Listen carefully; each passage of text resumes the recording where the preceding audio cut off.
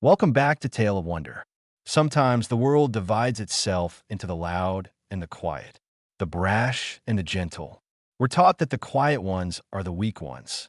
We're told that strength shouts, that it flexes, that it takes up space. But what if the quietest person on your street, the one you overlook every single day, is quiet for a reason? What if they're quiet because they are quite simply the most dangerous person you have ever met? This is the story of Pung, and the day the noise finally woke the dragon. Pung was a man made of quiet precision. He was in his mid-50s, but possessed a stillness that made him seem older. He wore soft-soled shoes, comfortable cardigans that always smelled faintly of lavender and damp earth, and thin, wire-rimmed glasses that perched on a nose that had, seemingly, never been punched. Ethan was, by trade and by soul, a florist. His shop, the pedal pusher, was not just a business. It was a sanctuary. It was a tiny glass-fronted jewel box tucked into a quiet side street. Inside, classical music, usually Vivaldi or a very gentle Bach, drifted through the air thick with the scent of hyacinth and freshly cut stems. His customers were old-world money, quiet romantics, and grieving families. They came to Ethan not just for flowers, but for his art. He could spend 3 hours wiring a single delicate spray of orchids for a wedding bouquet. He cultivated bonsai trees that were older than most of his customers. His hands, though stained with chlorophyll and pricked by 1,000 thorns, were steady, patient, and gentle. Ethan was a man who solved problems by pruning them, by gently coaxing them into a more pleasing shape. He was by all definitions a soft man, a harmless man. His sanctuary, however, was about to be violated. The storefront next to his, a dusty old bookstore that had been empty for a year, was finally rented. Ethan had hoped for a bakery, perhaps a quiet cafe. What he got was Blade's Barbell, a primal intensity tactical fitness experience. The owner was a man who called himself, with no hint of irony, Blade. His real name was Gary, but he'd left that behind with his suburban upbringing. Blade was everything Ethan was not. He was 30 years old, 250 pounds of chemically enhanced muscle, and owned a wardrobe consisting entirely of stringer vests that said things alpha. Blade's world was one of noise. The day Blade's Barbell opened, the classical music in Ethan's shop was obliterated. It was replaced by a relentless skull-thudding of aggressive EDM and death metal, so loud that the ceramic pots on Ethan's shelves would vibrate, whispering against the wood. Then came the crashes. Blade and his clients, a rotating crew of men who all looked like different size copies of Blade himself, didn't just lift weights. They punished them. They dropped 300-pound barbells onto a thinly matted floor, and the entire building would shudder. Ethan, being Ethan, tried the polite approach first. He walked over during a lull, a small peace offering of a potted succulent in his hand. He found Blade filming himself in a floor-to-ceiling mirror, flexing his biceps for Instagram. "Excuse me, Mr. Blade," Ethan began, his voice barely a murmur. Blade didn't turn. He just admired his own peak. "Make it quick, Grandpa. I'm in the zone. It's just the noise. The music and the impact. My shop next door is very delicate. I was wondering if perhaps you could—" Blade finally turned, a smirk plastered on his face. He looked Ethan up and down, from his worn cardigan to his gentle, wrinkled eyes.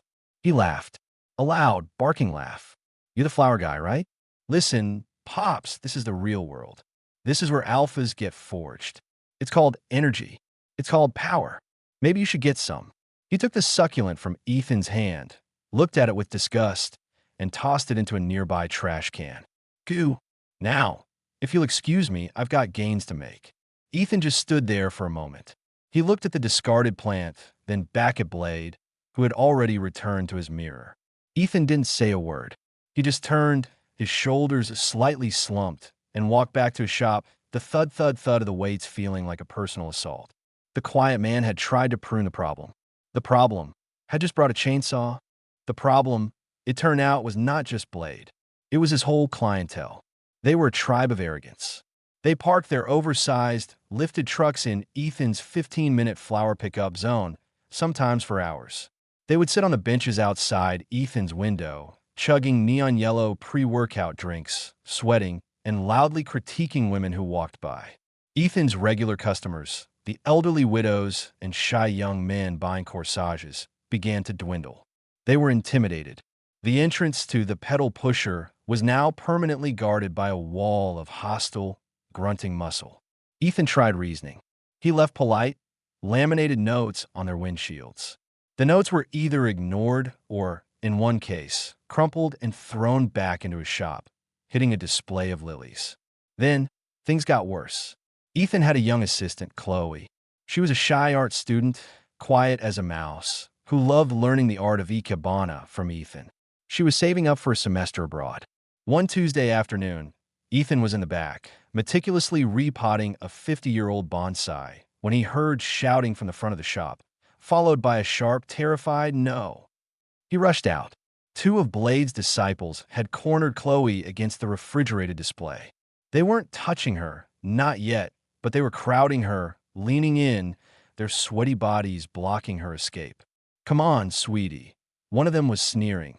"Why you working for this old fossil? You should come work at a real man's place. I bet you could. Spot me anytime." Chloe was pale, clutching a bundle of ferns to her chest like a shield. Ethan's voice, when it came, was still quiet, but it had lost its warmth. It was as cold and sharp as the shears in his hand. "That is enough. Leave her alone. Get out of my shop." The two Jim brothers turned, surprised. They hadn't even seen him. They looked at Ethan, then at each other, and burst out laughing. "Or what, old man?" the first one said, stepping towards him. "You gonna hit me with a daisy?" "I'm not going to ask you again," Ethan said. His hands, still holding the small, pruning shears, were perfectly steady. The man, emboldened by Ethan's lack of physical presence, decided to make a point. He reached out and shoved Ethan. Hard. It was a bully shove, meant to humiliate, not just to move. Ethan, caught off guard, stumbled backward. He crashed into a meticulously arranged display of white hydrangeas. The vase, a delicate piece of porcelain, toppled. It shattered on the floor, sending water, glass, and petals scattering everywhere. Ethan landed hard against the wall. His glasses were askew. His cardigan was soaked. The two men howled with laughter. "Got a little wet there, flower pants." Chloe screamed, "Get out. I'm calling the police." That at least got them a move. They swaggered out, high-fiving each other as they crossed the threshold. "Tell your boss to lighten up?" one of them yelled back. Ethan just sat there for a long moment, breathing heavily. He was surrounded by broken porcelain and ruined flowers. He looked at his hands. They were shaking, just slightly. Chloe rushed over. "Ethan, are you okay?" "I'm so sorry." Ethan just held up a hand. He slowly stood up, adjusted his glasses, and picked a hydrangea petal off his sleeve. "It's all right, Chloe," he whispered. "Go home. It's all right." But it wasn't all right. That night, for the first time in 30 years, Ethan Pung did not sleep. He sat in the dark of his shop, staring at the empty space where the vase had been. The final straw came a week later. Blade had decided, in his infinite marketing wisdom, to rebrand the entire block. Ethan arrived one morning to find a colossal vinyl banner had been hung. It stretched from the roof of Blade's gym across the front of his own shop and was anchored to a lamppost on the other side. It was a monstrous neon green and black monstrosity that depicted Blade himself, veins popping, screaming. The text was obnoxious. "Blade's barbell. We build a better you. This is a no weakness zone." The banner, in its aggressive placement, completely obscured the hand-painted, tasteful sign for the pedal pusher. It literally blotted out Ethan's identity. Ethan called the city. They said it was a permitting issue, and it would take weeks. He called his landlord, who was intimidated by Blade and his lawyers. So Ethan went next door. He found Blade, as usual, admiring himself. The thud of the music was a physical weight. "Mr. Blade," Ethan said, his voice flat. "The banner. It is covering my sign. It is illegal. You must take it down." Blade laughed. He turned, drinking something thick and chalky from a shaker bottle. "Must I?" "See, I think it's an improvement. It raises the property value. Gets rid of the soft vibe, you know. Take it down, Ethan repeated. It was not a request. Blade's smile faded. He was annoyed. This little gnat was buzzing again. Look, old man, Blade said, taking a step closer, puffing out his chest. I'm getting really tired of you. You're bad for my brand. Your little flower-sniffing vibe is killing the alpha energy I'm building here. He leaned in, his voice dropping to a fake, conspiratorial whisper. So, here's what's going to happen. I'm going to buy you out. I'm going to offer you 10 grand for this whole dump. You take it, you retire, you go, I don't know, knit something. And I'm going to knock down that wall and expand. More squat racks. $10,000. For a business Ethan had spent 30 years building. For a shop whose inventory alone was worth 5 times that. It was the deepest, most profound insult he could have possibly delivered. Ethan just looked at him. He stared, unblinking, into Blade's eyes. And for the first time, Blade felt something, a flicker of something behind those wire-rimmed glasses. It wasn't fear. It wasn't anger. It was something else. No, Ethan said. No? What do you mean, no? Blade sputtered, his arrogance turning to rage. That's not how this works. I'm telling you, you're done. The banner, Ethan said, his voice now barely audible, yet it cut through the music. Take it down. Now. Or what? Blade roared. Or what, you pathetic old man? You're weak. You're nothing. To prove his point, Blade stormed past Ethan, shoving him aside again, and burst through the connecting door into Ethan's shop. This is what I think of your delicate little world. Blade bellowed. He looked around, his eyes wild. He wanted to break something. Something beautiful. Something that mattered. He saw it. On a pedestal near the window, under its own special light, was Ethan's prize. The 50-year-old bonsai tree. A Japanese black pine, twisted into a perfect, windswept cascade. It was a living sculpture, a testament to half a century of patience. This old stick is probably worth something, huh? Blade sneered. Looks pretty weak. He grabbed the heavy ceramic pot. He lifted it high over his head. Say goodbye, Grandpa. Chloe, who was in the corner, screamed.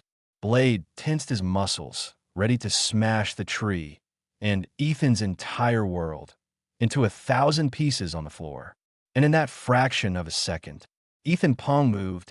What happened next took 0.8 seconds. But for Blade, it felt like an eternity. He was a man who understood violence. He knew MMA. He'd done tactical training. He understood a jab, a cross, a takedown. He did not understand this. As his arms reached the apex, holding the heavy bonsai, he saw the flower man dissolve. Ethan didn't get into a stance. He didn't raise his fists. He didn't shout. He simply flowed. In one instant, Ethan was by the door, a picture of helpless despair. In the next, he was inside Blade's guard. He had covered the 10 feet of space so quickly, so silently. It was as if he had teleported. Blade's brain, which was used to processing attacks and reps, couldn't catch up. The first thing that happened, Ethan's left hand, a soft, slender florist hand, came up. It didn't punch. It didn't grab. It slapped the inside of Blade's right elbow. Up buck so. But the slap wasn't a normal slap. It was heavy. It felt like a brick wrapped in silk. The force wasn't directed at the elbow, but through it. It didn't break the arm. It redirected it. Blade's arm, still holding the bonsai, was violently shunted upwards and away from his body, his balance instantly compromised.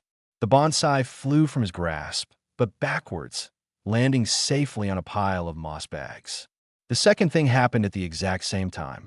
As Blade's right side was being neutralized, Ethan's other hand, his right hand, came forward. It was not a fist. It was 2 fingers held together, straight and rigid. A Bayuji, the thrusting fingers. It shot forward, past Blade's now useless guard, aimed directly at his throat. Blade saw it coming. He saw his life flash before his eyes. He squeezed his eyes shut, bracing for the impact that would crush his larynx. It never came. He opened his eyes. Ethan's fingers were stopped. They were hovering, vibrating with contained energy, a single, horrifying millimeter from Blade's Adam's apple. Blade was frozen. He was a 250-pound statue of chemically induced muscle, and he was completely, utterly frozen. His arms were splayed. His center of gravity was gone. And this nothing of a man was holding a death blow at his throat. Chloe, in the corner, had her hand over her mouth. The only sound in the shop was the gentle drip, drip, drip of a misting system for the orchids. Well, what the? Blade stammered, his bravado evaporating like sweat in a desert. You are strong, Ethan whispered. His eyes, behind the glasses, were not angry. They were not scared. They were bored. They were the eyes of a mathematician who had just solved a simple, tedious equation. But you are not structured. Blade, fueled by a lifetime of ego, reacted. He tried to bring his arm down, to grab Ethan, to crush him. This was his second mistake, and his last. The moment Blade's muscles tensed, Ethan's hands became a storm. It was not a fight. It was a deconstruction. Ethan's hands, which had been still, became a blur. Sao, sticky hands. The second Blade tried to move. Ethan's hands were already there. They weren't blocking. They were adhering, controlling. Blade threw a wild, desperate hook. Ethan didn't step back. He advanced, absorbing the punch with a bonsai wing arm that deflected the force so perfectly it spun Blade halfway around. Before Blade could recover, Ethan's other hand struck. Chain punches. They weren't movie punches. They weren't wound up. They started from 3 inches away. They were short, brutal, percussive strikes like a pneumatic hammer. They didn't hit Blade's face. They hit his center line.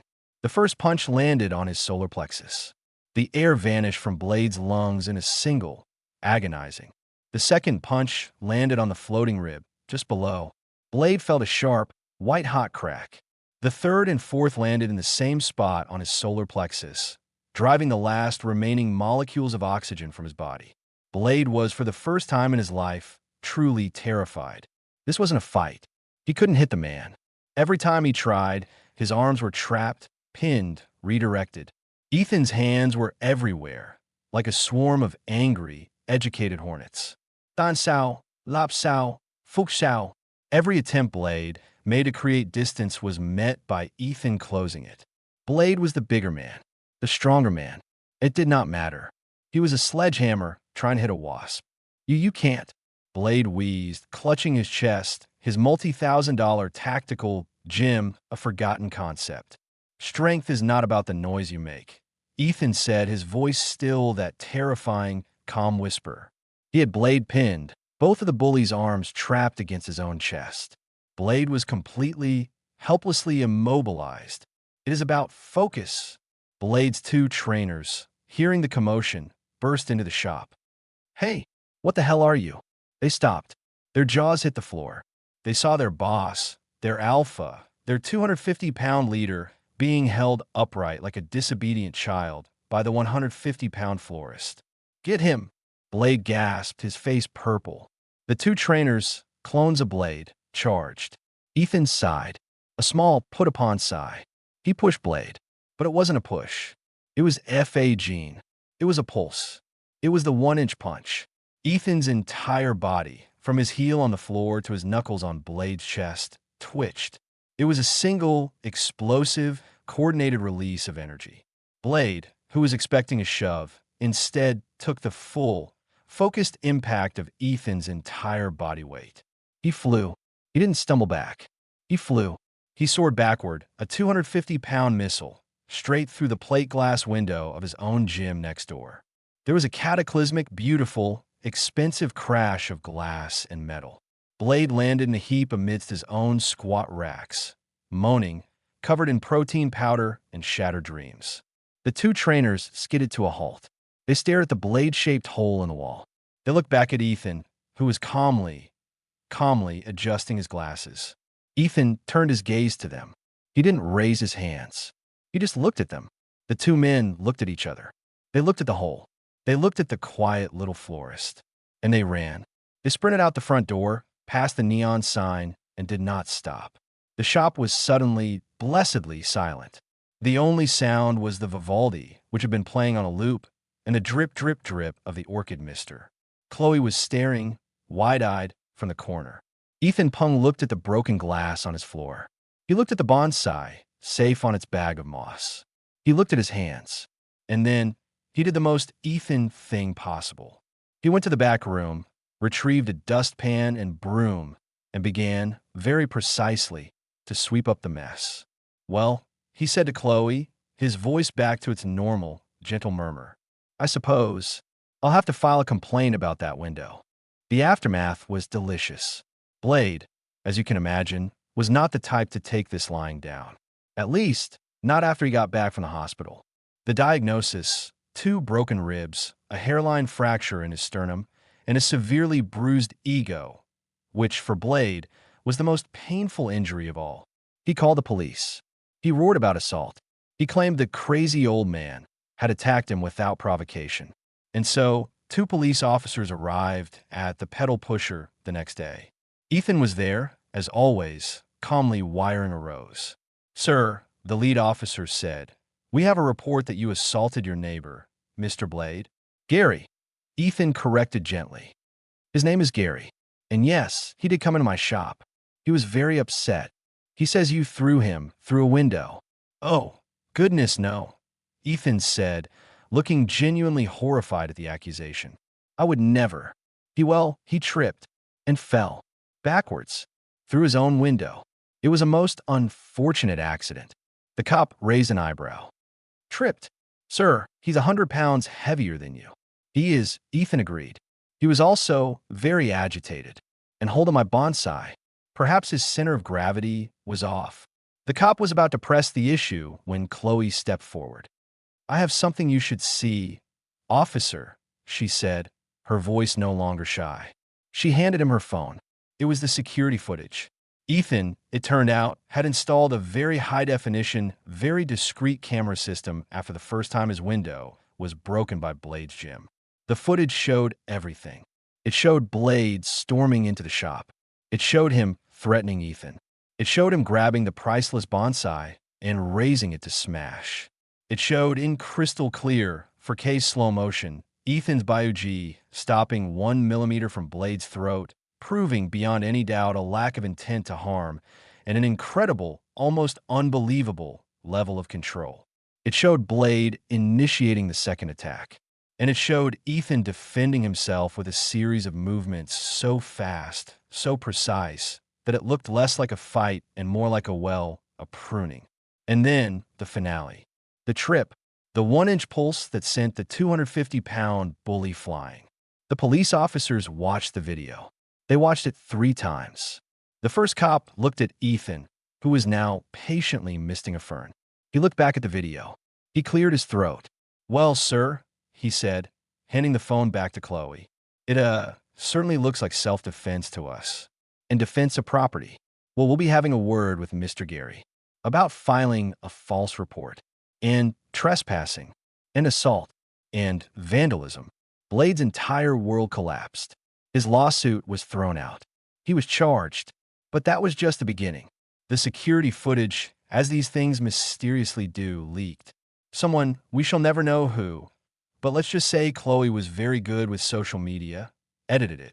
They sent it to Vivaldi's Four Seasons. They titled it, Flower Man vs. Alpha Bureau, Real Strength Finds a New Home. It went viral. It didn't just go viral, it became a global meme. Blade's primal intensity brand was ruined. His entire identity was built on being the alpha. And the world had just watched him get utterly, gracefully, and artistically dismantled by a 50-year-old florist. His sponsors dropped him. His followers flooded his Instagram with millions of flowers emojis. His clients, the other alphas, vanished.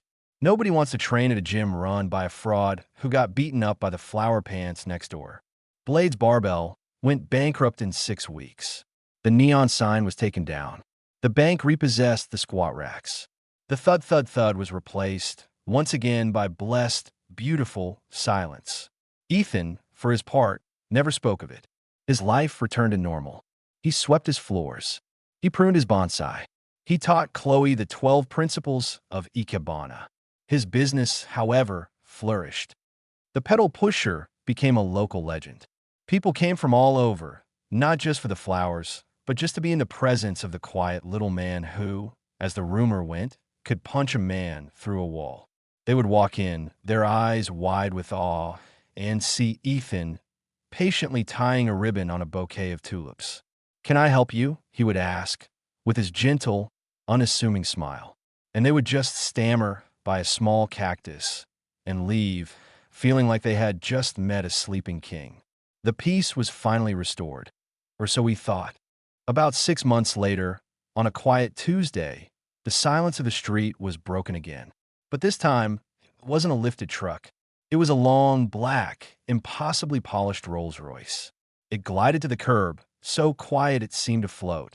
A driver in a black suit got out and opened the rear door. Out stepped an elderly Asian man. He was perhaps 80 years old, but he moved with a fluid, upright grace that defied his age. He wore a simple, high-collared silk tunic. His face was a roadmap of wrinkles, and his eyes were sharp and clear as chips of obsidian. He walked past the now empty, boarded-up storefront that had been Blade's gym. He didn't even glance at it. He walked into the pedal pusher. Ethan, who was in the back room trimming a ficus, froze. He didn't just stop. He froze. Every muscle in his body went rigid. He slowly turned. The old man stood in the center of the shop. He looked around, his gaze flicking over the orchids, the lilies, the bonsai. His expression was unreadable. Ethan walked out slowly from the back room. He stood before the old man. "Father," Ethan said. His voice was small, not the small of a quiet florist, the small of a child. The old man, his father, didn't smile. He didn't speak. He just raised a hand. He pointed one long, bony finger at the 50-year-old bonsai tree that Blade had almost destroyed. Ethan visibly tensed. The old man shook his head. A tiny, disappointed gesture. Then, the old man pointed to Ethan's hands. The soft, gentle florist hands. He said something. 2 words in Cantonese. The narrator translates. Sloppy work. The old man wasn't there to congratulate his son. He wasn't there to see if he was okay. He had seen the viral video, and he was disappointed, not because Ethan had used violence. He was disappointed because, in his expert grandmaster-level opinion, Ethan's Bayou G was half a second too slow. His packsaw lacked crispness, and his 1-inch punch was structurally imperfect. He had, in his father's eyes, let his training rust. Ethan Pung, the man who dismantled a 250-pound bully without breaking a sweat, the man who became a neighborhood legend, the terrifying master of Wing Chun, just looked at the floor and whispered, "Yes, Sifu." It turns out, after 30 years of hiding, Ethan was about to be dragged back to practice. Because you can run from your family, but you can never, ever hide your sloppy technique from your dad. We all know an Ethan, that quiet person who just wants to be left alone. It makes you wonder, what incredible, terrifying skills are they hiding just for the sake of peace? Thank you for joining us for this tale of wonder. If you enjoyed Ethan's very delayed justice, go ahead and packsaw that like button and Bayou G your thoughts down in the comments below. What did you think of that final twist? Don't forget to subscribe and hit the bell so you never miss a story. We got so many more to tell. Until next time, stay safe and always be kind to the florist. You just never know. See you in the next video.